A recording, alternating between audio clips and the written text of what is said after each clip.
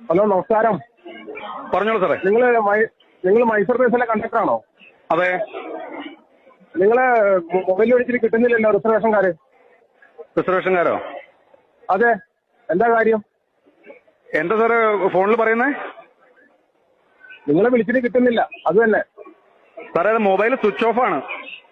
ആ, അതെ. ഇവിടെ ഈ നമ്മുടെ കോട്ടക്കല്, വളാഞ്ചേരി അങ്ങനെയുള്ള സ്ഥലങ്ങൾ ഭയങ്കര ശക്തമായ ഇടി മിന്നലുമാണേ. അപ്പൊ നമ്മൾ ഈ മൊബൈൽ ഓൺ ചെയ്ത് പോക്കറ്റിൽ ഇട്ട് കഴിഞ്ഞ് കഴിഞ്ഞാൽ, അല്ലെങ്കിൽ ഒരു കോൾ അറ്റൻഡ് ചെയ്ത് കഴിഞ്ഞ് കഴിഞ്ഞാൽ നമ്മള് ഇടി വിട്ട് കഴിഞ്ഞാൽ മരിച്ചു പോകും. ഈ കോഴിക്കോട് കാലാവസ്ഥ വലിയ കുഴപ്പമില്ല, അവിടെ നിന്ന് വിളിക്കുന്നവർക്ക് കുഴപ്പമില്ല. പക്ഷെ ഇവിടെ ഞാൻ ഫോൺ എടുത്തു കഴിഞ്ഞാൽ ഞാൻ മരിച്ചു പോകും. മരിച്ചു പോയി കഴിഞ്ഞാൽ കുഴപ്പം എന്താണെന്ന് വെച്ച് കഴിഞ്ഞാൽ, ഈ സമുദായത്തിൽ നിന്ന് ഒരു 5000 രൂപ തരും ശവദാഹത്തിന്. പക്ഷെ ബാക്കി വെള്ളപ്പുതപ്പോ അല്ലെങ്കിൽ ഒരു പുതപ്പിക്കാനുള്ള വെള്ളത്തിന് മേടിക്കാനുള്ള കാശ് എന്റെ വീട്ടിലിരിക്കുന്നില്ല.